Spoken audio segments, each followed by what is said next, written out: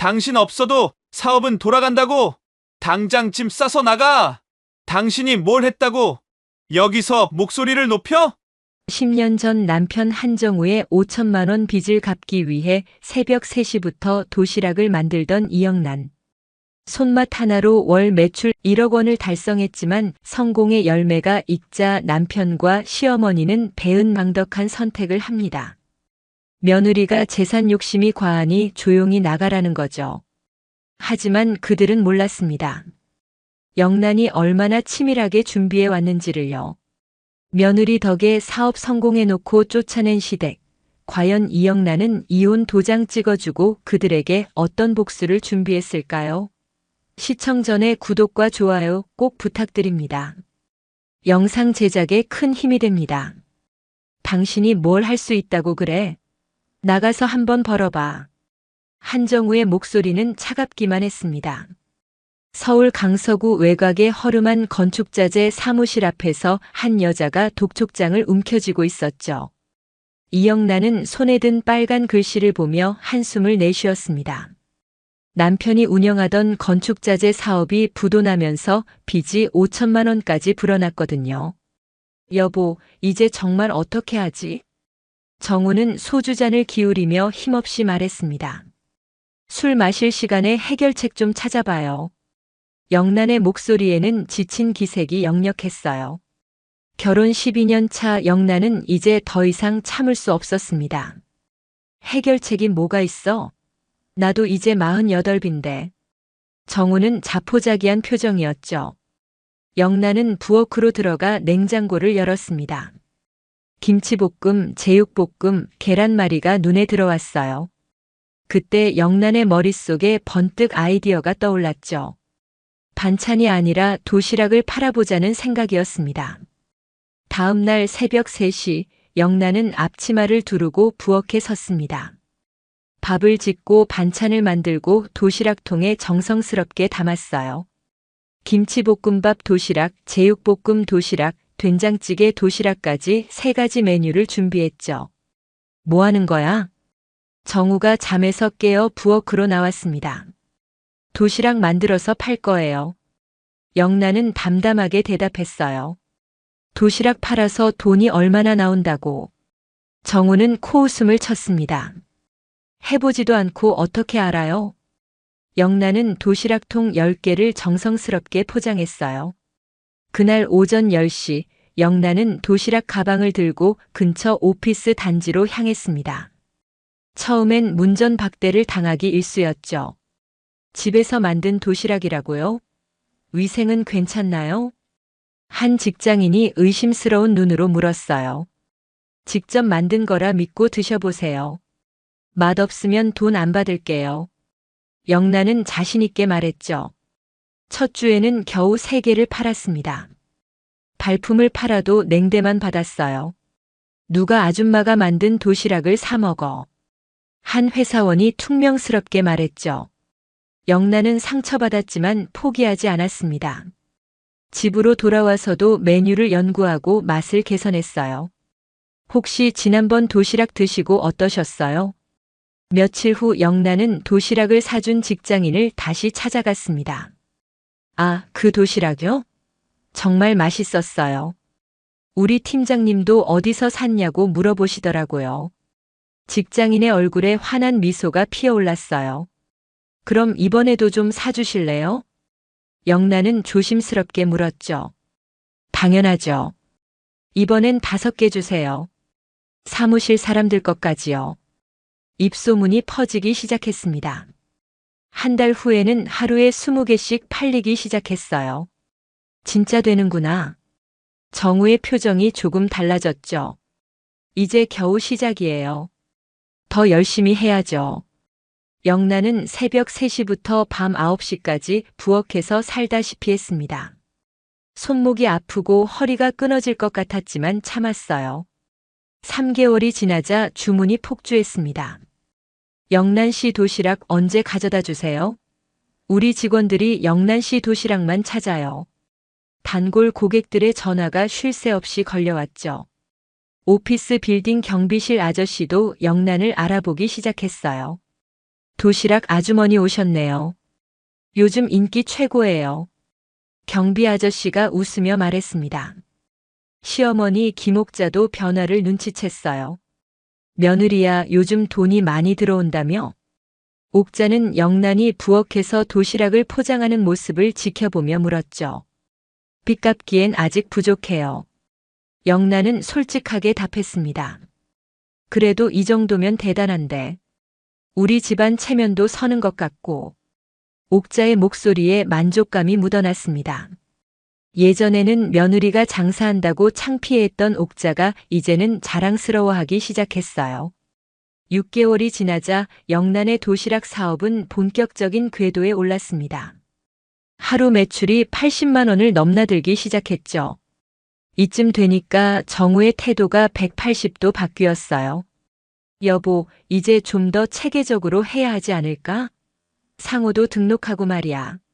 정우는 갑자기 사업에 관심을 보이기 시작했습니다. 상호요? 영란은 고개를 들었어요. 영란의 정성 도시락 어때? 내가 디자인도 좀 봐줄게. 정우는 마치 자신이 사업 아이디어를 낸 것처럼 말했죠. 처음엔 반대하던 사람이 이제는 적극적으로 나서니 영란은 당황스러웠습니다. 1년이 지나자 일 매출이 200만 원을 넘었습니다. 근처 중소기업에서도 단체 주문이 들어오기 시작했어요. 사장님, 도시락 50개 내일까지 준비 가능하세요? 한 회사 총무팀장이 전화를 걸어왔죠. 가능합니다. 영란은 기쁜 마음으로 대답했어요. 그런데 정우는 점점 자신이 사업의 주인인 것처럼 행동하기 시작했습니다. 우리 사업이 잘 되고 있어. 나중엔 공장도 차려야겠어. 정우는 친구들 앞에서 큰 소리를 쳤어요. 우리 사업이라고요? 제가 혼자 다 하는 건데요. 영란은 속으로 불만이 쌓여갔지만 내색하지 않았습니다. 1년 반이 되자 월 매출이 8천만 원을 넘었어요. 이제 정식으로 법인을 설립해야 할 때가 왔죠. 어느 날 영란은 대학 선배이자 변호사인 황인혁을 만났습니다. 인혁 선배, 사업자 등록 어떻게 하는 거예요? 영란이 물었죠. 사업자 등록이야 간단하지.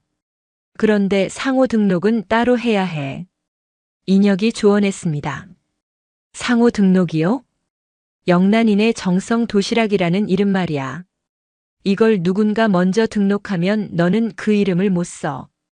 인혁의 설명에 영란은 깜짝 놀랐어요. 그럼 어떻게 해야 하죠? 너 이름으로 다 등록해. 사업자 등록도 상호도 모두. 인혁은 단호하게 말했습니다. 남편 이름으로 하면 안 되나요? 영란이 망설이며 물었죠. 너 혼자 다 한 일인데 왜 남편 이름으로 해? 나중에 문제될 수도 있어. 인혁의 충고에 영란은 고민에 빠졌습니다. 집으로 돌아와서 영란은 정우에게 사업자 등록 이야기를 꺼냈어요. 여보, 사업자 등록해야 할 것 같아요. 그래, 내 이름으로 하자. 정우는 당연하다는 듯이 말했어요. 제가 직접 하는 일이니까 제 이름으로 할게요. 영란이 조심스럽게 말하자 정우의 표정이 굳어졌죠. 무슨 소리야? 가장인 내가 대표여야지. 정우는 목소리를 높였습니다. 하지만 실제로 일하는 건 제가 다 하잖아요. 영란도 한 발짝 물러서지 않았어요. 그래도 밖에서 보기엔 남자가 대표인 게 낫지 않아? 정우는 고집을 부렸습니다. 영란은 며칠 밤을 고민했어요. 결국 인혁의 조언을 따르기로 했죠. 상호 등록과 사업자 등록 모두 자신의 이름으로 하기로 말입니다. 이 작은 결정이 훗날 영란의 운명을 완전히 바꾸게 될 줄은 그때는 몰랐습니다.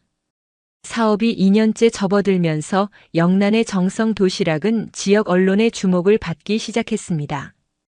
어느 날 지역 신문 기자가 찾아왔어요. 안녕하세요. 성공한 창업가로 기사를 쓰고 싶은데 인터뷰 가능할까요? 기자가 영란에게 말했죠. 저희가 뭐 그런 대단한 건 아닌데요. 영란은 수줍어하며 대답했습니다. 월 매출 1억 원이면 대단한 거 아닌가요? 어떻게 시작하게 되셨어요? 기자가 펜을 들었어요. 남편 빚 때문에 어쩔 수 없이 시작했어요. 처음엔 정말 막막했죠.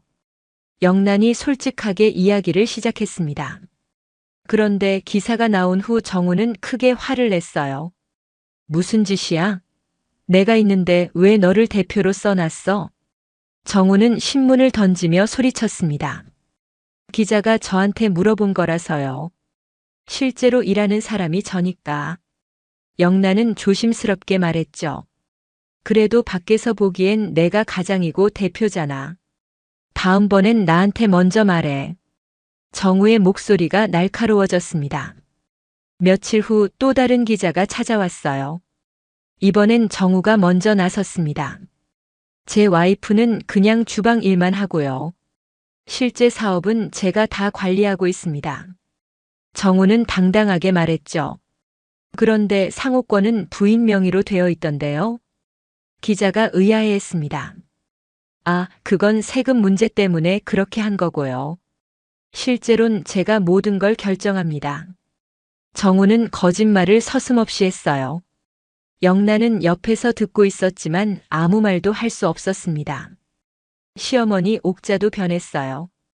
며느리야, 오늘 친구들이 온다. 음식 좀 준비해. 옥자는 명령조로 말했죠. 어머니, 오늘은 주문이 너무 많아서요. 영란이 난처해했습니다. 주문이 뭐 그렇게 급해? 친구들한테 우리 집 며느리가 얼마나 훌륭한지 보여줘야지. 옥자는 영란의 사정은 듣지도 않았어요. 친구들이 오자 옥자는 목소리를 높였습니다. 우리 집안이 사업 대박이 났어요. 며느리가 워낙 손재주가 좋아서 말이에요. 정말 대단하시네요. 며느리 분이 일 잘하시나 봐요. 친구가 감탄했죠. 그럼요. 우리 집안 며느리니까 당연하죠. 모든 게 다 우리 아들 복이에요. 옥자는 자랑스럽게 말했습니다. 그런데 영란은 부엌에서 음식을 준비하며 옥자의 말을 들어야 했어요. 며느리야, 물 좀 갖다 줘. 과일도 깎아서 내와. 옥자는 영란을 마치 식모처럼 부렸습니다. 네, 어머니. 영란은 참으며 대답했죠. 명절이 되면 상황은 더 심해졌습니다. 영란은 새벽부터 시댁에 가서 온갖 음식을 준비해야 했어요. 며느리, 오늘은 손님이 더 많이 올 테니까 음식을 푸짐하게 해. 네, 알겠습니다. 영란은 지친 얼굴로 대답했습니다. 그런데 친척들이 모이면 모든 공은 정우가 가져갔어요. 정우야, 요즘 사업 잘 된다며? 친척이 물었습니다. 예, 제가 열심히 해서 그런지 잘 되고 있어요. 정우는 당당하게 대답했죠. 영란은 부엌에서 설거지를 하며 씁쓸한 마음이었습니다. 그런데 이 무렵 회사에 강혜원이라는 젊은 여자가 들어왔어요. 경영학 석사 출신으로 화려한 이력을 갖춘 혜원이었죠. 사장님, 저는 마케팅 전공했어요. 우리 회사 홍보를 제가 맡아서 해보고 싶어요. 혜원은 정우에게 적극적으로 어필했습니다. 그래, 젊은 사람이 참신한 아이디어가 있을 것 같은데. 정우는 혜원에게 관심을 보였어요. 인터넷 쇼핑몰도 만들고 SNS 마케팅도 해야 해요. 요즘은 그래야 사업이 커져요. 혜원은 자신만만하게 말했습니다. 영란은 혜원을 보며 불안한 마음이 들었어요. 저 여자가 왜 이렇게 남편에게 적극적이지? 그런데 정우는 혜원의 말에 점점 빠져들었습니다. 혜원 씨 말이 맞아. 우리도 이제 현대적으로 바뀌어야 해. 정우는 혜원의 의견을 적극 받아들였어요. 사장님, 그런데 법인 통장이 부인 명의로 되어 있어서 일 처리가 불편해요. 혜원이 슬쩍 말했죠. 그래, 그럼 내 이름으로 바꿔야겠네. 정우는 별 생각 없이 동의했습니다. 영란은 이 대화를 우연히 듣게 되었어요. 여보, 통장을 왜 바꾸려고 해요? 영란이 조심스럽게 물었죠. 사업 확장하려면 은행 업무가 많아져. 내가 처리하는 게 편하잖아. 정우는 당연하다는 듯이 말했습니다. 하지만 지금까지 제가 관리했는데요. 영란이 반대했죠. 여자가 그런 일까지 할 필요 없어. 혜원 씨도 그렇게 조언하던데. 정우는 영란의 의견을 무시했습니다. 며칠 후 영란은 충격적인 사실을 발견했어요. 회사 서류에서 자신의 이름이 사라진 거죠. 이게 뭐예요? 제 이름이 왜 없어요? 영란이 정우에게 서류를 보여주며 물었습니다. 아, 그거 정리하다가 실수로 빠뜨린 것 같네. 정우는 대수롭지 않게 말했어요. 실수라고요? 상호 등록증에도 제 이름이 있는데요. 영란의 목소리가 떨렸습니다. 뭘 그렇게 따져? 어차피 부부인데 누구 이름이든 상관없잖아. 정우는 짜증을 냈어요. 상관없는 게 아니에요. 제가 처음부터 다 했잖아요. 영란이 목소리를 높였죠. 처음에 시작한 건 내가 맞지만 지금까지 키운 건 나야. 정우도 지지 않고 맞섰습니다. 이 말다툼을 들은 시어머니 옥자가 나타났어요. 며느리야, 목소리 좀 낮춰. 가장한테 그렇게 말하는 게 어디 있어? 옥자가 영란을 나무랐습니다. 어머니, 저도 할 말이 있어서요. 영란이 억울해했죠. 여자가 돈에 너무 욕심이 많아. 집안일이나 잘하지 뭘 그렇게 따져. 옥자는 영란을 몰아세웠습니다. 욕심이 아니라 당연한 권리 아닌가요? 영란이 반박했어요. 당연한 권리라니. 남편 덕에 여기까지 온 거 아니야? 옥자의 말에 영란은 말문이 막혔습니다. 그렇게 따지고 든다면 내가 나가서 혼자 해봐. 정우가 차가운 말을 던졌죠. 영란은 온몸이 떨렸습니다. 자신이 피땀 흘려 일궈낸 사업에서 이런 취급을 받다니. 하지만 더 큰 배신은 아직 시작도 안 됐어요. 그날 밤 정우는 술에 취해 집으로 돌아왔습니다. 영란은 거실에서 도시락 포장 작업을 하고 있었어요. 아직도 그 일하고 있어? 정우가 비틀거리며 말했죠. 내일 아침 배달할 것들이에요. 영란은 손을 멈추지 않고 대답했습니다. 이제 그만해. 나한테 맡기라고. 정우는 갑자기 화를 냈어요. 왜요? 제가 하는 일인데. 영란이 고개를 들었습니다. 네가 하는 일? 웃기지 마. 이제 내 사업이야. 정우의 목소리가 거칠어졌죠. 당신 사업이라니요? 처음부터 끝까지 제가 다 했는데. 영란이 황당해했습니다. 그럼 내 이름으로 된 게 뭐가 있어? 통장도 내 이름이고 사업자 등록도 내 이름이야. 정우는 냉소적으로 웃었어요. 하지만 상호권은 제 이름이에요. 영란이 마지막 카드를 꺼냈죠. 상호권? 그딴 종이 쪼가리가 뭐 대수야? 정우는 코웃음을 쳤습니다. 그 종이 쪼가리가 있어야 영란 정성 도시락을 쓸 수 있어요. 영란은 자신 있게 말했어요. 그럼 이름 바꾸면 되지. 정우 정성 도시락으로 말이야. 정우의 말에 영란은 얼굴이 창백해졌습니다. 설마 정말 그럴 건 아니죠? 영란이 떨리는 목소리로 물었어요. 왜 안 되는데? 어차피 내가 키운 사업인데. 정우는 진심이었습니다. 그날 밤 부부 사이엔 차가운 침묵만 흘렀어요. 영란은 잠을 이룰 수 없었습니다. 며칠 후 상황은 더 악화됐어요. 영란이 출근하려는데 정우가 막아섰습니다. 오늘부터 넌 회사에 나오지 마. 정우가 단호하게 말했죠. 무슨 소리예요? 제가 왜 못 나가요? 영란이 당황했습니다. 혜원이 다 처리할 수 있다고 하더라. 너는 이제 집에서 쉬어. 정우는 냉정했어요. 혜원이요? 저보다 일을 잘한다고요? 영란의 목소리가 높아졌습니다. 젊은 사람이 현대적 감각이 있지. 너는 이제 늙어서 뒤처져. 정우의 말은 비수와 같았어요. 뒤처졌다고요? 제가 처음부터 끝까지 만든 건데. 영란이 분노했습니다. 만든 건 네가 맞지만 발전시킨 건 나야. 혜원이도 내 조수고. 정우는 자신만만했어요. 시어머니 옥자도 정우 편을 들었습니다. 며느리야, 아들 말이 맞다. 이제 좀 쉬어. 옥자가 영란에게 말했죠. 어머니까지 그러시면 어떡해요? 영란이 호소했습니다. 남자가 밖에서 일하고 여자는 집을 지키는 게 맞지. 옥자는 고개를 끄덕였어요. 하지만 저도 할 말이 있어요. 영란이 억울해했죠. 할 말이 있어?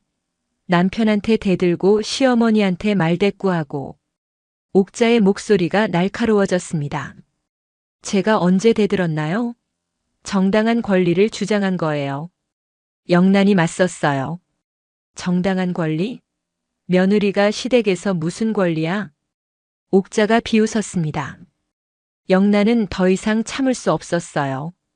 어머니도 제가 고생한 거 다 아시잖아요. 영란이 울먹였습니다. 고생은 누가 안 해? 시집 온 여자가 당연히 해야 할 일이지. 옥자는 차갑게 말했어요. 그날 저녁 정우는 폭탄 선언을 했습니다. 영란아, 우리 이혼하자. 정우가 침착하게 말했어요. 이혼이요? 갑자기 왜요? 영란이 놀랐죠. 갑자기가 아니야. 우리는 이미 끝났어. 정우는 차가웠습니다. 끝났다니요? 무슨 말씀이세요? 영란이 이해할 수 없었어요. 넌 내 사업에 욕심만 내고 가정은 돌보지 않아. 정우가 이유를 댔죠. 제 사업이라고요. 처음부터 제가 만든 거예요. 영란이 외쳤습니다. 여기 네 사업은 없어. 이제 모든 게 내 이름으로 되어 있다고. 정우는 서류 뭉치를 던졌어요. 영란이 서류를 보니 정말로 모든 게 정우 이름으로 바뀌어 있었습니다. 이게 뭐예요? 언제 이렇게 했어요? 영란의 손이 떨렸죠. 네가 사인한 거야. 위임장에. 정우가 냉소했습니다. 위임장이 이런 뜻이었나요? 영란이 절규했어요. 모르고 사인한 건 네 책임이지. 정우는 비정했습니다. 사기잖아요. 이건 사기라고요. 영란이 소리쳤어요. 사기? 합법적인 절차야. 변호사도 확인했어. 정우는 웃었습니다. 그날 밤 영란은 짐을 싸라는 통보를 받았어요. 내일까지 나가. 더 이상 여기 있을 자격 없어. 여기가 제 집인데요. 집도 내 이름으로 되어 있어. 확인해봐. 정우는 등기부등본을 내밀었습니다. 정말로 집도 정우 이름이었어요. 언제 이렇게 됐죠? 영란이 기가 막혔습니다. 결혼할 때부터 내 이름이었지. 너는 몰랐나? 정우가 웃었어요. 그럼 결혼 12년 동안 저는 뭐였어요? 영란이 절망했습니다. 내 집에 얹혀 산 거였지. 이제 나갈 때가 된 거고. 정우는 잔인했어요. 시어머니 옥자도 나타났습니다. 며느리야, 이혼이 서로를 위한 일인 것 같다. 옥자가 차갑게 말했죠. 어머니까지 그러시면 안 돼요. 영란이 울먹였습니다. 아들이 결정한 일이니까 따르는 게 맞지. 옥자는 문을 쾅 닫았어요. 그렇게 영란은 서울 외곽의 허름한 고시원으로 쫓겨났습니다. 35평에서 3평으로 차가운 현실이었어요. 보증금 300만 원에 월세 40만 원 가진 돈으로는 겨우 2달치였습니다. 통장을 확인해 보니 모든 계좌가 정지되어 있었습니다. 어떻게 이럴 수가 있지? 영란은 멍하니 앉아 있었어요. 냉장고는 텅 비어 있고 전기도 언제 끊길지 모르는 상황이었습니다. 며칠 후 영란은 몸이 아프기 시작했어요. 스트레스와 과로가 겹쳐 고열이 났죠. 해열제를 사러 약국에 갔지만 돈이 모자랐습니다. 제일 싼 걸로 주세요.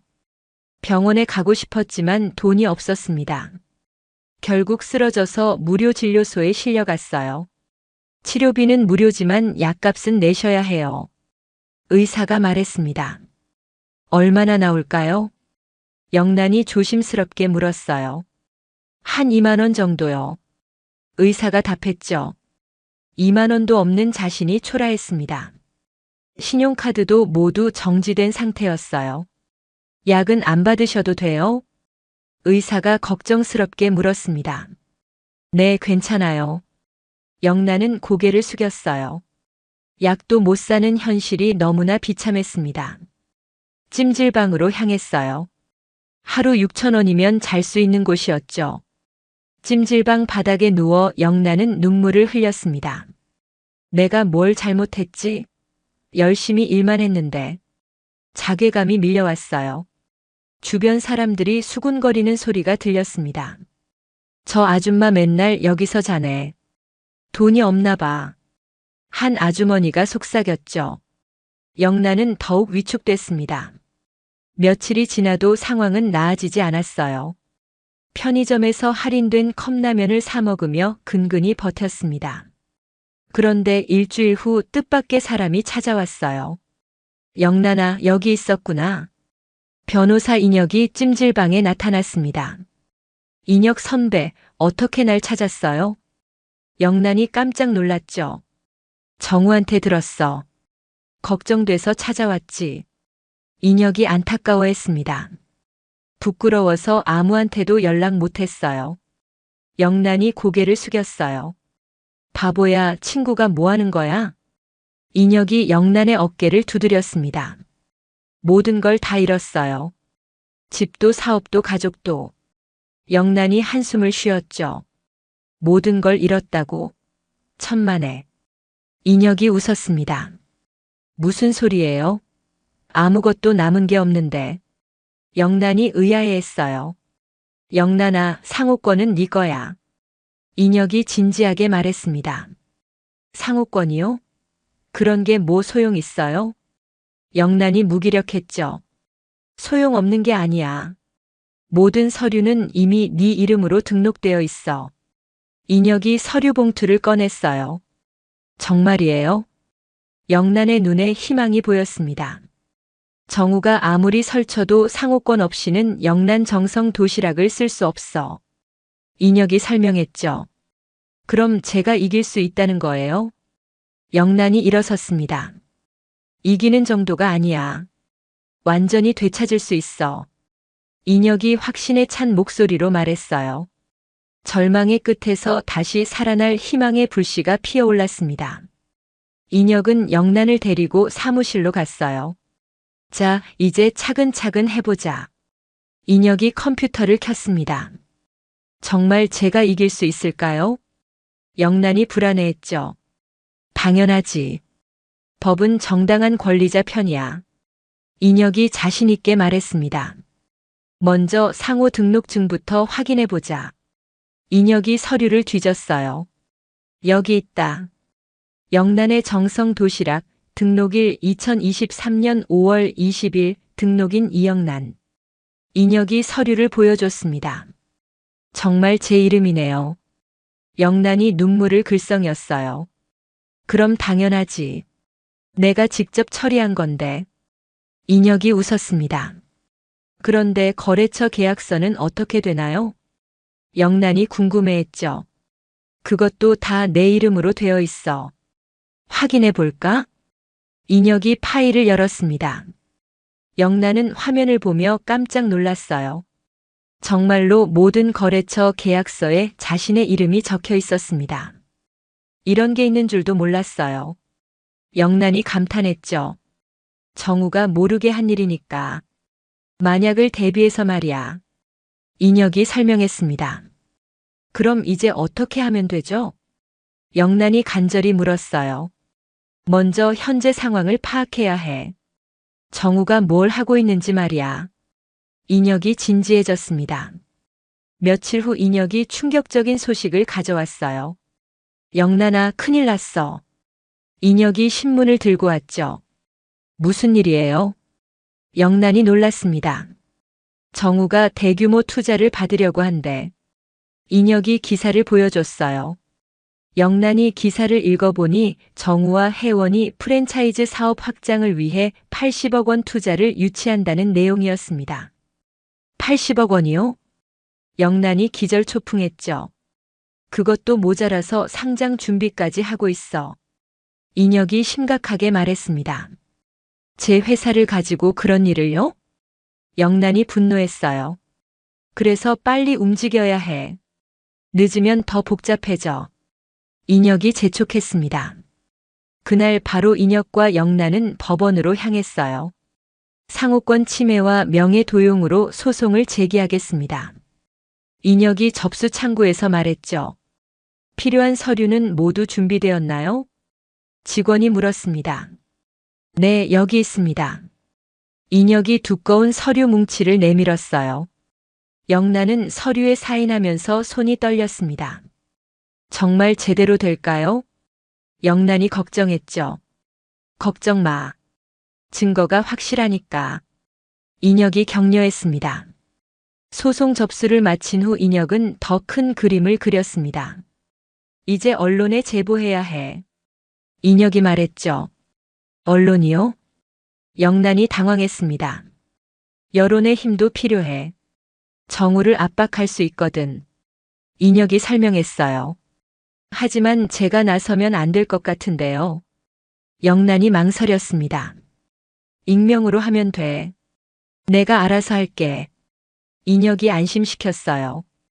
며칠 후 놀라운 일이 벌어졌습니다. 지역신문에 큰 기사가 실린 거예요.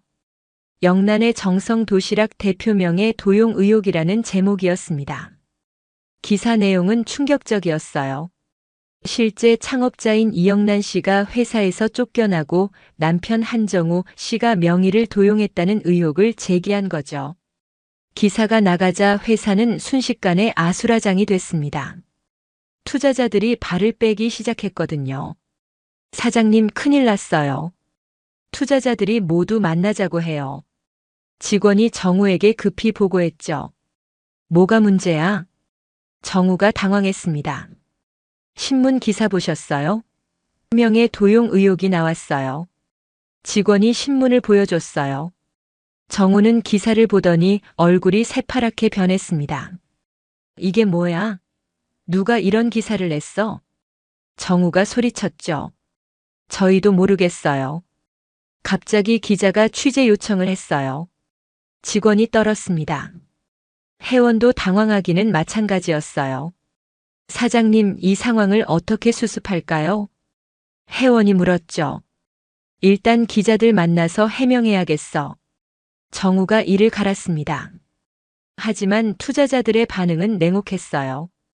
한 대표님, 이 의혹이 사실인가요? 주 투자자가 따져 물었죠. 전혀 사실이 아닙니다. 악의적인 제보예요. 정우가 변명했습니다. 그런데 상호 등록증을 확인해 보니 부인 명의더군요. 투자자가 서류를 내밀었어요. 그건 세무상 문제 때문에 그런 거고요. 정우가 식은땀을 흘렸습니다. 세무상 문제라고요? 그럼 증명할 수 있나요? 투자자가 의심했죠. 정우는 말문이 막혔습니다. 명확한 해명이 없으면 투자는 어렵겠습니다. 투자자가 일어섰어요. 잠깐만요. 해명할 기회를 주세요. 정우가 붙잡았지만 투자자들은 이미 마음을 돌린 상태였습니다. 그날 밤 정우는 분노에 차서 영란을 찾아갔어요. 영란이 살고 있는 고시원 앞까지 왔습니다.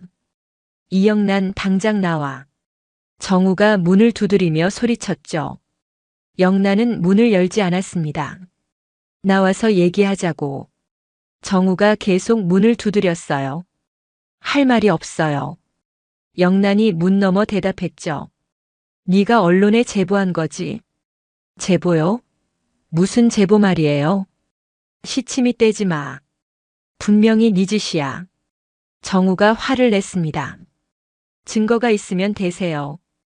영란은 당당했어요. 얼굴이 전보다 훨씬 말랐지만 눈빛은 예전과 달랐습니다. 뭘 원하는 거야? 제가 만든 회사를 돌려받고 싶어요. 영란이 차분히 말했습니다. 돌려받다니. 내가 키운 회사야. 정우가 버럭 소리쳤어요. 키운 게 아니라 빼앗은 거죠. 영란이 맞받아쳤습니다. 빼앗았다고? 합법적으로 한 일이야. 합법적이라고요? 그럼 이것도 합법적인가요? 영란이 서류 한 장을 꺼냈습니다. 뭐야 이거? 정우가 서류를 받아봤어요. 상호권 소유자 이영란이라는 글자가 선명했습니다. 정우의 얼굴이 창백해졌어요. 이걸 어디서 구했어? 정우가 떨렸죠. 원래 제 거니까 당연히 갖고 있죠. 영란이 웃었습니다. 정우는 이제야 자신이 완전히 속았다는 걸 깨달았어요. 법정 날이 다가오자 영란은 긴장됐습니다. 정말 이길 수 있을까요? 영란이 떨리는 목소리로 물었죠. 당연히 이겨야지. 증거가 이렇게 확실한데. 인혁이 서류 뭉치를 두드렸습니다. 하지만 정우도 변호사를 선임했을 텐데요. 영란이 걱정했어요. 변호사가 뭐 어때? 사실은 하나야. 인혁이 자신만만했죠. 그런데 그 전에 해야 할 일이 있습니다. 투자자들을 먼저 만나야 해요. 영란이 제안했습니다. 투자자들을요? 인혁이 고개를 갸웃했어요. 네. 제가 직접 설명해야 할 것 같아요. 진실을 말이죠. 영란이 결심한 듯 말했습니다.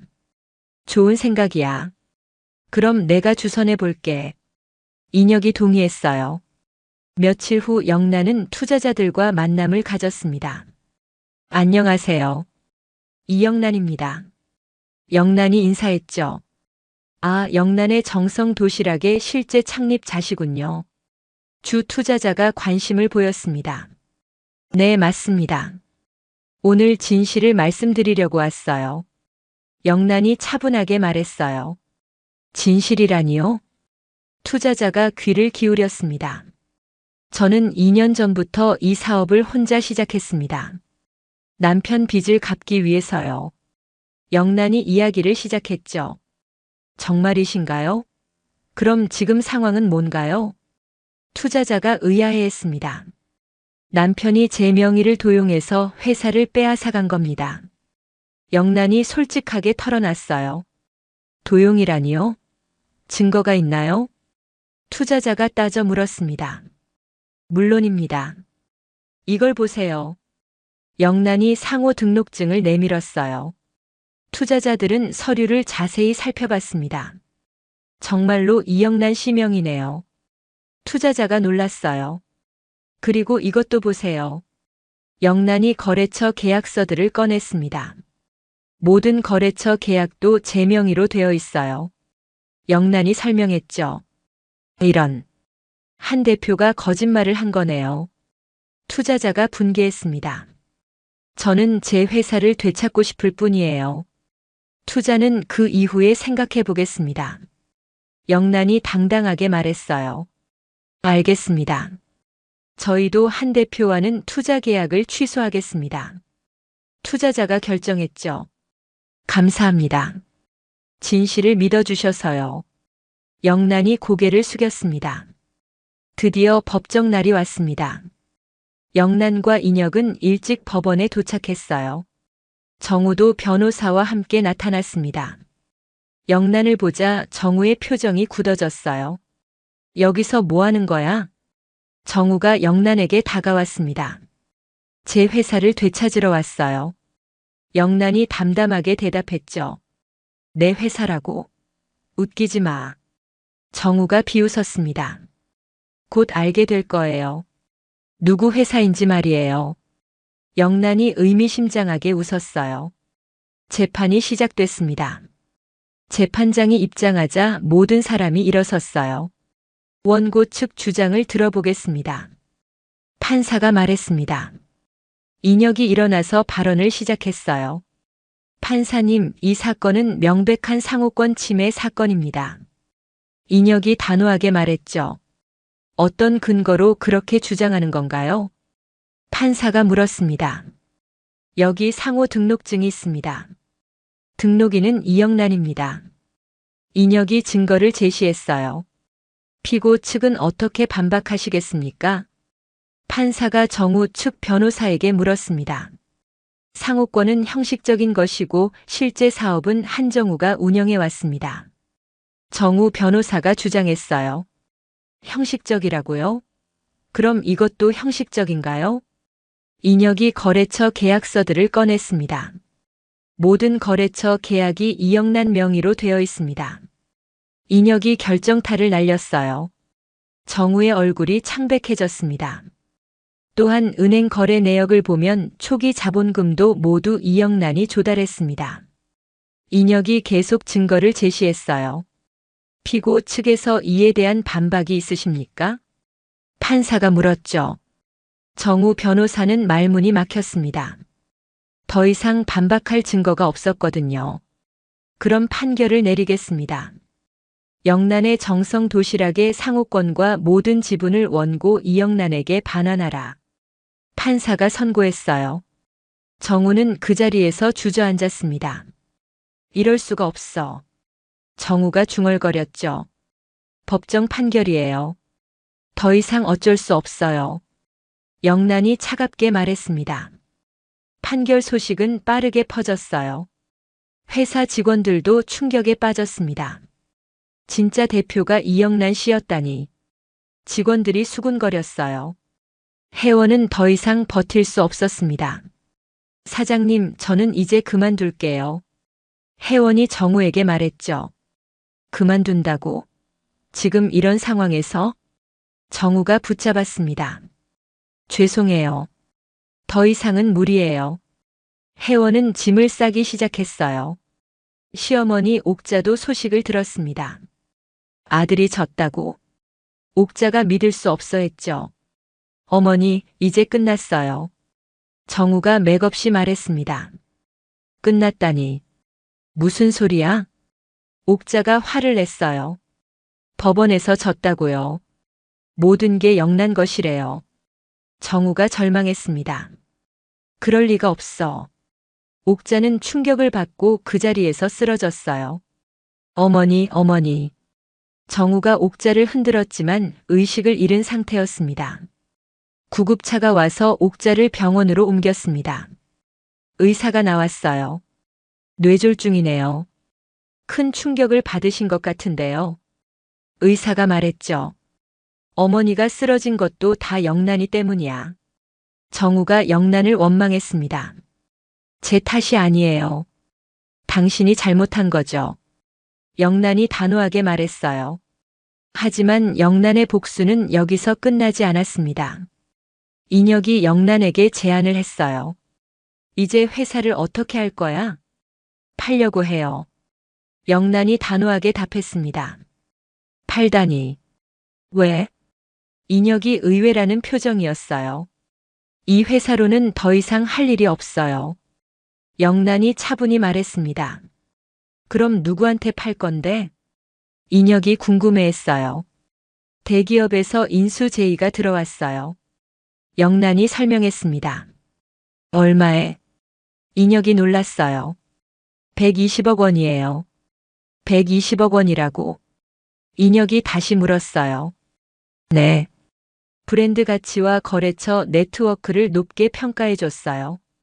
영란이 웃었습니다. 그럼 정말 대박이네. 하지만 이 돈은 단순한 보상이 아니에요. 영란의 눈빛이 차가워졌습니다. 무슨 뜻이야? 진짜 복수는 이제 시작이에요. 영란이 의미심장하게 웃었습니다.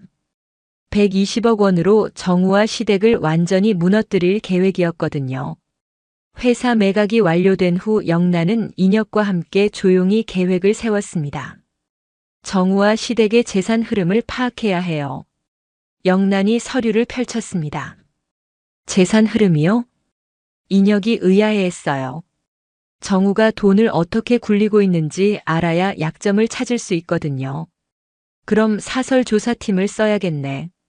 인혁이 제안했습니다. 이미 섭외해뒀어요. 영란이 명함을 꺼냈어요. 준비성이 철저하네. 인혁이 감탄했습니다. 며칠 후 사설 조사팀이 놀라운 정보를 가져왔어요. 이 사장님, 흥미로운 사실을 발견했어요. 조사원이 파일을 내밀었죠. 뭘 발견했나요? 영란이 관심을 보였습니다. 한정우가 강혜원 명의로 부동산 투자를 여러 건 했더군요. 조사원이 설명했어요. 혜원 씨 명의로요? 네. 아마 세금을 피하려는 것 같습니다. 얼마 정도 되나요? 대략 30억 원 상당의 부동산이에요. 조사원의 답에 영란은 미소를 지었습니다. 완벽한 약점이네요. 그런데 이걸 어떻게 활용할 건가요? 인혁이 궁금해했죠. 국세청에 제보할 거예요. 증여세 탈루 혐의로 말이에요. 영란이 계획을 밝혔습니다. 그거 괜찮은 아이디어네. 인혁이 동의했어요. 영란은 바로 국세청 신고센터에 전화했습니다. 여보세요. 증여세 탈루 의혹 신고하고 싶어요. 어떤 내용인지 말씀해 주세요. 담당자가 응답했습니다. 남편이 내연녀 명의로 부동산을 여러 채 샀어요. 증거 자료가 있으신가요? 네. 등기부등본과 자금 출처 증명서도 있어요. 영란이 확신에 찬 목소리로 답했습니다. 그럼 정식으로 접수하겠습니다. 담당자가 말했어요. 동시에 영란은 또 다른 계획을 실행에 옮겼습니다. 인혁 선배, 시댁 부동산 담보대출 정보 알아봐 줄 수 있어요? 왜 그런 걸 알아봐야 해? 인혁이 의아해했습니다. 제가 그 대출을 인수할 거거든요. 대출을 인수한다고? 인혁이 깜짝 놀랐습니다. 네. 그럼 제가 시댁의 채권자가 되는 거죠. 영란이 설명했어요. 그런 게 가능해? 인혁이 의심했습니다. 당연히 가능해요. 돈만 있으면 되거든요. 영란이 자신만만했죠. 며칠 후 인혁이 정보를 가져왔습니다. 시어머니 집에 18억 원 담보대출이 있어. 18억 원이요? 네. 그리고 정우명의 상가 건물에도 12억 원 대출이 있어. 총 30억 원이네요. 맞아. 그런데 정말 인수할 거야? 당연하죠. 30억 원이면 적당해요. 영란이 단호했습니다. 영란은 바로 해당 은행에 연락했어요. 여보세요. 부동산 담보대출 채권 인수하고 싶은데요. 영란이 말했죠. 채권 인수라니요? 어떤 건가요? 은행 직원이 물었습니다. 한정우, 김옥자 명의로 된 대출 말이에요. 영란이 구체적으로 설명했어요. 아, 네. 그런데 채권 인수는 절차가 복잡한데요. 돈은 즉시 지급 가능해요. 현금으로 말이에요. 현금으로요? 그럼 가능할 것 같은데요. 직원의 목소리가 밝아졌습니다. 언제까지 처리 가능한가요? 영란이 서둘렀어요. 일주일 정도 걸릴 것 같습니다. 직원이 답했죠. 일주일 후 모든 절차가 완료됐습니다. 축하드려요. 이제 이영란 씨가 채권자가 되셨어요. 은행 직원이 서류를 건넸죠. 감사합니다. 영란이 서류를 받았습니다. 동시에 세무조사도 시작됐어요. 한정우 씨 계시나요? 세무공무원이 정우를 찾아왔습니다. 누구세요? 정우가 당황했죠. 국세청에서 나왔습니다. 조사받으실 게 있어서요. 공무원이 신분증을 보여줬습니다. 조사요? 뭘 조사한다는 거예요? 정우가 떨었어요. 증여세 관련해서 조사하겠습니다. 증여세라니요? 저는 누구한테 증여한 적 없는데요. 정우가 발뺌습니다. 강혜원 씨 명의로 된 부동산들 말입니다. 공무원이 서류를 꺼냈어요. 정우의 얼굴이 창백해졌습니다. 그건 사업상 필요에 의해서 한 거예요. 정우가 변명했죠. 사업상 필요라면 증명해 보세요. 공무원이 따져 물었습니다. 며칠 후 혜원에게도 세무조사가 들어갔어요. 혜원은 견딜 수 없었습니다. 사장님, 저는 이제 정말 안 되겠어요. 혜원이 정우에게 전화했죠. 조금만 참아. 곧 해결될 거야.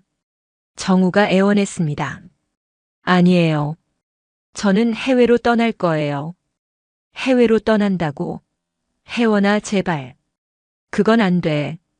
정우가 붙잡았지만 혜원은 이미 마음을 굳힌 상태였습니다. 죄송해요.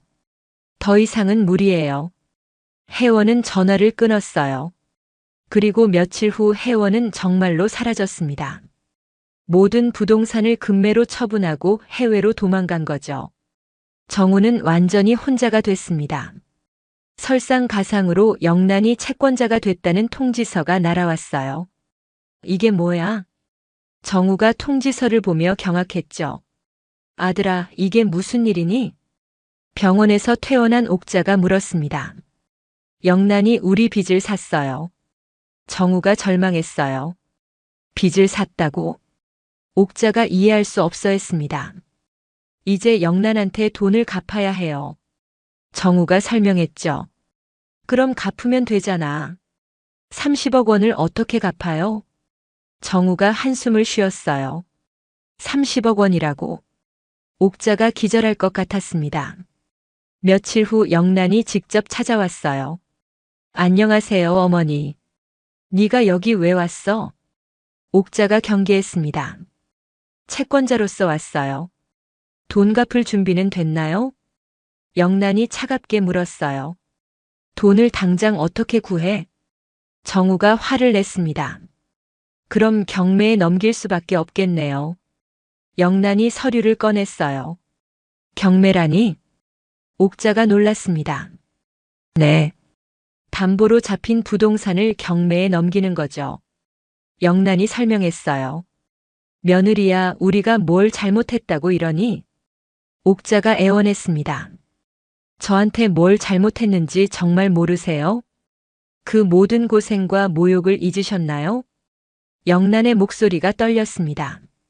한 달 후 법원 경매 공고가 붙었어요. 영란의 이름이 새겨진 낙찰 도장이 모든 서류에 찍혔습니다. 시댁의 집과 상가 건물 모두 영란 소유가 된 거였어요. 정우와 옥자는 하루아침에 집을 잃고 거리로 내몰렸습니다. 이제 정말 끝이구나. 정우가 망연자실했어요. 경매 낙찰로 며칠이 지났습니다. 정우는 노숙자 쉼터에서 지내고 있었어요. 젊은 사람이 여기서 뭐하고 있어? 옆자리 할아버지가 물었죠. 집을 잃어서요. 정우가 무기력하게 답했습니다. 집을 잃었다고? 그럼 가족은? 할아버지가 관심을 보였어요. 가족도 다 떠났어요. 정우의 목소리가 떨렸습니다. 참 안 됐구먼. 그래도 희망을 잃으면 안 되지. 할아버지가 위로했죠. 하지만 정우는 이미 모든 희망을 잃은 상태였습니다. 한편 시어머니 옥자는 딸 집에 얹혀 살고 있었어요. 엄마, 오빠 소식 들었어? 무슨 소식? 옥자가 고개를 들었습니다. 쉼터에서 지낸다고 하던데. 딸이 안타까워했어요. 그럴 리가 없어. 옥자가 믿지 않았습니다. 정말이래. 언니가 다 빼앗아 갔다고. 며느리가 그렇게까지 할 줄이야. 옥자가 한숨을 쉬었습니다. 며칠 후 정우에게 법원에서 연락이 왔어요. 최종 정산을 위해 나오라는 통지였습니다. 정우는 떨리는 마음으로 법원으로 향했어요. 경매장 로비는 사람들로 붐볐습니다. 정우는 구석진 의자에 앉아 영란을 기다렸어요. 시간이 흘러 영란이 나타났습니다. 정우를 보자 영란의 표정은 차가웠어요. 영란아. 정우가 일어서며 불렀죠. 할 말이 있으면 하세요. 영란이 무뚝뚝하게 말했습니다. 정우는 갑자기 무릎을 꿇었어요. 주변 사람들이 놀라며 쳐다봤습니다. 뭐 하는 거예요? 영란이 당황했습니다. 영란아, 한 번만 용서해줘. 정우가 애원했죠. 용서요? 무엇을 용서하라는 거예요? 영란이 차갑게 물었습니다. 내가 잘못했어. 모든 게 내 잘못이야. 정우가 울먹였어요. 이제야 인정하시는군요.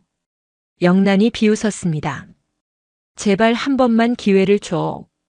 다시 시작할게. 정우가 매달렸어요. 기회요? 제가 언제 기회를 안 줬나요? 당신이 저를 배신한 거잖아요. 영란의 목소리가 떨렸어요. 그때는 정신이 없었어. 혜원이 때문에 정신을 잃었던 거야. 혜원이 때문이라고요? 그럼 저를 모욕한 것도 혜원이 때문인가요? 영란이 화를 냈습니다. 영란은 가방에서 서류 봉투를 꺼냈어요. 이걸 보세요. 영란이 서류를 내밀었습니다. 뭐야 이거? 당신이 서명한 위임장이에요. 영란이 설명했죠. 그 안에는 정우가 서명했던 모든 위임장과 차용증 사본이 들어 있었습니다. 이걸 왜 갖고 있어? 정우가 놀랐어요. 당신이 저를 속일 때를 대비해서요. 영란이 차분히 말했습니다. 정우는 서류를 보며 절망했어요. 자신이 얼마나 많은 서류에 함부로 사인했는지 깨달았거든요. 영란아, 정말 마지막이야. 한 번만 봐줘. 정우가 다시 애원했죠. 마지막이라고요? 저에겐 처음부터 끝까지 마지막이었어요. 영란이 단호했습니다. 그럼 정말 용서할 수 없어? 정우가 마지막으로 물었어요. 영란은 정우를 내려다보며 천천히 입을 열었습니다. 제 덕분에 사업 성공하니 쫓아내놓고 망하게 하는 게 뭐가 이상해요? 이건 벌이 아니라 당신이 만든 결과예요. 영란의 말이 정우의 가슴에 비수처럼 꽂혔어요. 정우는 그 자리에서 고개를 떨궜습니다. 그때 시어머니 옥자가 나타났어요. 딸이 데려온 거였습니다. 영란아. 어머니도 오셨네요.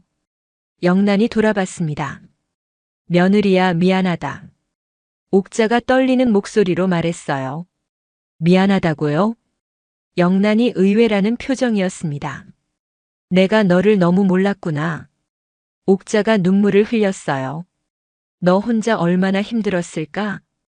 옥자의 말에 영란도 가슴이 먹먹해졌습니다. 어머니. 영란이 작게 불렀죠. 내가 잘못했어. 너를 며느리로만 봤지 한 사람으로 보지 못했어. 옥자가 후회했습니다. 너무 늦었어요, 어머니. 영란이 쓸쓸하게 말했어요. 그렇지. 너무 늦었지. 옥자가 고개를 끄덕였습니다. 옥자는 갑자기 가슴을 움켜쥐며 쓰러졌어요. 영란이 깜짝 놀라 달려갔습니다. 정우도 급히 다가왔어요. 주변 사람들이 119에 신고했고 곧 구급차가 왔습니다. 의사가 옥자를 살펴봤어요. 구급차에서 옥자는 마지막으로 영란의 손을 잡았습니다. 며느리야, 용서해줘. 내가 잘못했다. 옥자가 간신히 말했어요. 어머니, 힘내세요. 영란이 손을 꼭 잡았습니다. 하지만 옥자는 병원에 도착하기 전에 숨을 거뒀어요.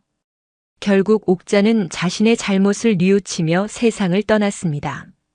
장례식장에서 정우는 혼자 앉아 있었습니다. 문상객은 거의 없었어요. 영란이 조용히 다가왔습니다. 조의를 표합니다. 영란이 인사했죠. 고마워. 정우가 고개를 숙였습니다. 어머니, 마지막 말씀 들었죠? 영란이 물었어요. 들었어. 어머니도 후회하셨구나. 이제 정말 끝이에요. 영란이 마지막으로 말했어요. 그래, 정말 끝이야. 정우가 인정했습니다. 영란은 장례식장 문을 나서며 깊게 숨을 들이마셨습니다.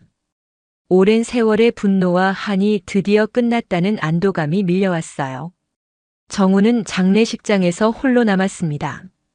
이제 정말 아무것도 남지 않았다는 현실을 받아들여야 했어요. 영란의 얼굴에는 복수의 쾌감이 아닌 긴 악몽에서 깨어난 듯한 평온함이 스며 있었습니다. 드디어 자유로워진 거였어요. 시어머니 장례를 치른 지 6개월이 지났습니다. 영란은 경기도 외곽의 옛 도시락 공장 부지 앞에 서 있었어요. 이제 이 건물을 어떻게 활용할지 결정해야 했죠. 정말 여기를 바꿀 거야? 인혁이 영란 옆에 섰습니다. 네. 자활센터로 만들 거예요. 영란이 단호하게 답했어요. 자활센터라니. 좋은 생각이네. 인혁이 동의했습니다. 저처럼 어려운 상황에 처한 사람들을 도와주고 싶어요. 영란이 설명했죠. 정말 대단해. 복수를 마치고도 이런 일을 생각하다니. 인혁이 감탄했습니다. 복수는 끝이 아니었어요. 새로운 시작이었죠. 영란이 미소 지었어요. 몇 달 후 자활센터가 완공됐습니다. 건물 입구에는 큰 현판이 걸려 있었어요. 다시 시작할 수 있다는 문구가 새겨져 있었죠. 센터장님, 오늘 첫 교육생들이 와요. 직원이 영란에게 보고했습니다. 네, 잘 준비됐나요? 영란이 확인했어요. 네, 모든 준비가 끝났습니다. 직원이 답했죠. 교육생들이 하나둘 도착하기 시작했습니다. 대부분 영란과 비슷한 상황을 겪은 사람들이었어요. 안녕하세요. 이영란입니다. 영란이 인사했습니다. 와, 정말 영란의 정성 도시락 사장님이세요? 한 교육생이 놀랐죠. 네, 맞아요. 하지만 이제는 여러분의 센터장이에요. 영란이 따뜻하게 말했습니다. 저희 같은 사람을 도와주신다니 감사해요. 다른 교육생이 고마워했어요. 저도 여러분과 같은 길을 걸었거든요. 혼자가 아니에요. 영란이 위로했습니다. 교육이 시작되자 영란은 자신의 경험담을 들려줬어요. 저는 2년 전 남편 빚 때문에 도시락 장사를 시작했어요. 영란이 이야기를 시작했죠. 정말 힘드셨겠어요. 처음엔 정말 막막했어요. 하루에 겨우 몇 개 팔리는 게 전부였거든요. 그런데 어떻게 성공하셨어요? 포기하지 않았어요. 그리고 무엇보다 제 이름으로 모든 걸 등록했죠. 자기 이름으로요? 교육생들이 관심을 보였어요. 네. 상호권도 사업자 등록도 모두 본인 명의로 하세요. 그게 가장 중요해요. 하지만 가족들이 반대하면 어떡하죠? 가족의 지지도 중요하지만 본인의 의지가 더 중요해요. 영란이 단호하게 말했습니다. 센터 운영이 궤도에 오르자 영란은 더 큰 계획을 세웠어요. 인혁 선배, 기부를 하려고 해요. 기부요? 어디에 하려고? 한부모 가정과 쉼터예요. 얼마나 할 건데? 인혁이 궁금해했습니다. 제 수익의 절반이요. 영란의 답에 인혁은 놀랐어요. 절반이라고? 그럼 엄청난 금액인데. 인혁이 걱정했습니다. 돈은 나눌수록 커져요. 혼자 가져봤자 무슨 소용이에요? 영란이 웃었어요. 정말 대단하다. 이제야 진짜 이긴 것 같아. 인혁이 감탄했습니다. 무엇을 이겼다는 거예요? 자신을 이긴 거야. 복수심을 넘어선 거잖아. 맞아요. 이제야 자유로워진 기분이에요. 영란이 고개를 끄덕였습니다. 한편 정우는 거리에서 폐지를 줍고 있었어요. 지나가던 사람이 신문을 버렸습니다. 정우는 신문을 주워 펼쳤어요. 그때 한 기사가 눈에 들어왔습니다. 영란의 정성 도시락 창립자 이영란 씨 고액 기부라는 제목이었어요. 정우는 기사를 자세히 읽어봤습니다.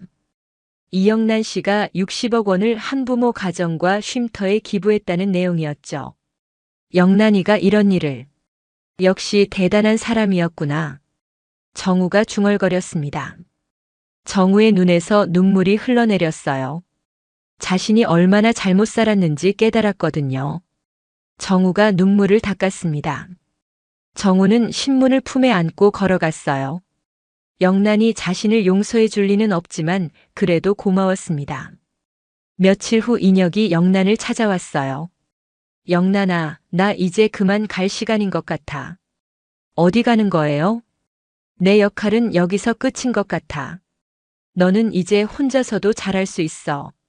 인혁 선배, 그동안 정말 고마웠어요.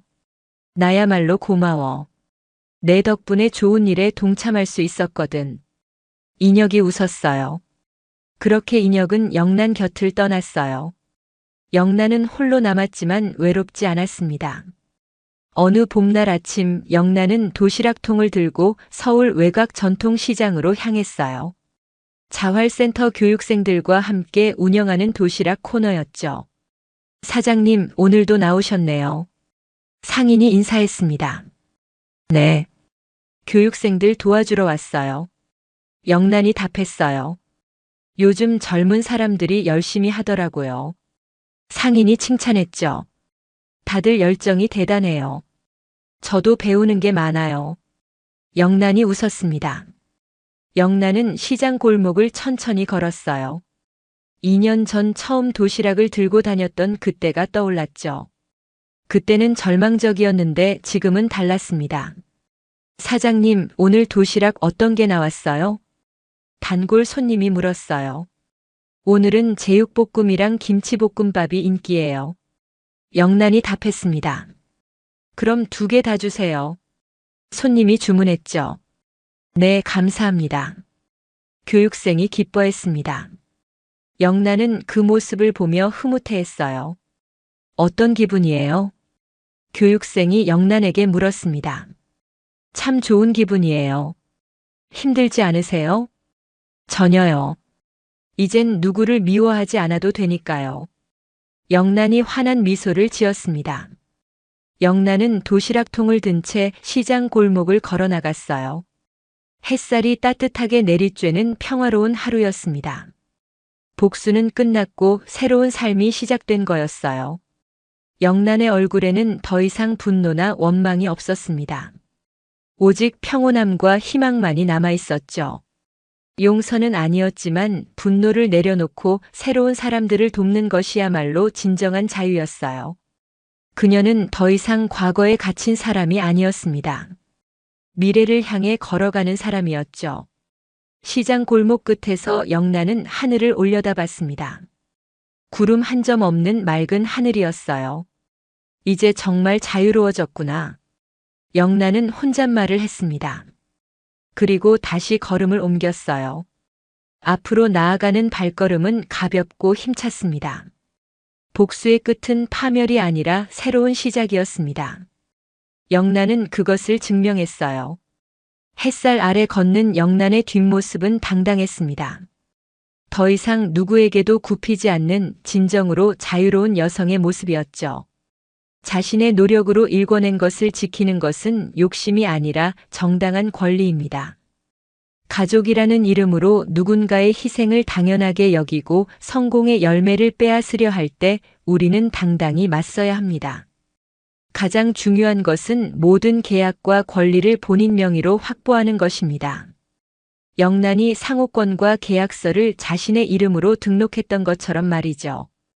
분노에 갇혀 지내는 것보다 그것을 내려놓고 앞으로 나아가는 것이 진정한 자유입니다. 누구에게도 의지하지 않고 당당히 설 수 있는 오늘을 만들어 가시길 바랍니다. 오늘 이야기가 좋으셨다면 구독과 좋아요, 알람 설정 잊지 마시고 소중한 댓글 하나가 큰 힘이 됩니다. 시청해 주셔서 진심으로 감사드립니다.